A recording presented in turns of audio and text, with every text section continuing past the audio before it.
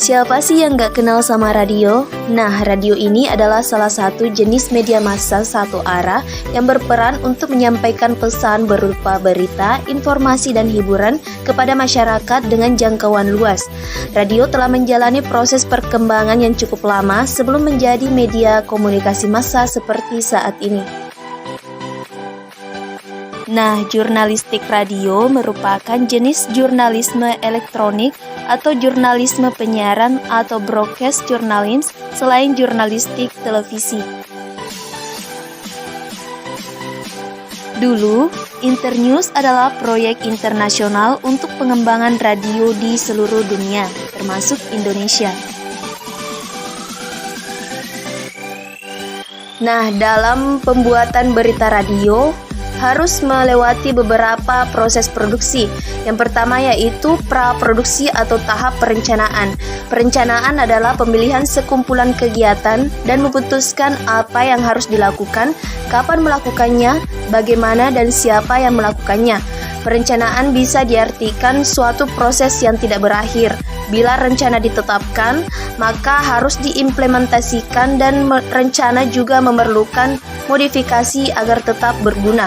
Perencanaan bisa diartikan sebagai tahapan awal dari seluruh kegiatan, berawal dari merencanakan topik, menentukan narasumber, membuat daftar pertanyaan. Dalam hal ini dilakukan survei dari media lain, fakta, dan data pustaka yang ada dijadikan sumber awal. Tahap yang kedua yaitu tahap produksi atau liputan. Produksi adalah kegiatan pelaksanaan yang sudah direncanakan di awal, seperti melakukan reportase di lapangan, wawancara narasumber, melakukan seleksi dan menyalin data tertulis yang terkait, menulis naskah, dubbing, editing, dan mixing. Nah, dan tahap yang terakhir yaitu pasca produksi.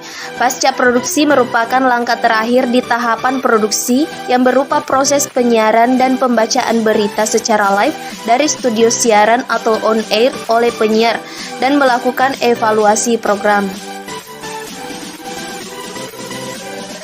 Aspek kerja dalam pemberitaan dimulai dari reporter yang mencari berita.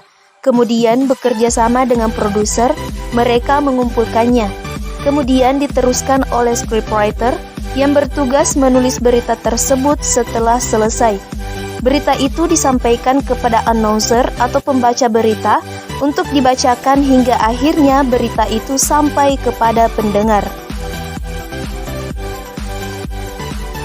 Namun demikian, bukan berarti pola seperti itu membuat radio berpikiran bahwa reporter merupakan penentu berita itu sendiri.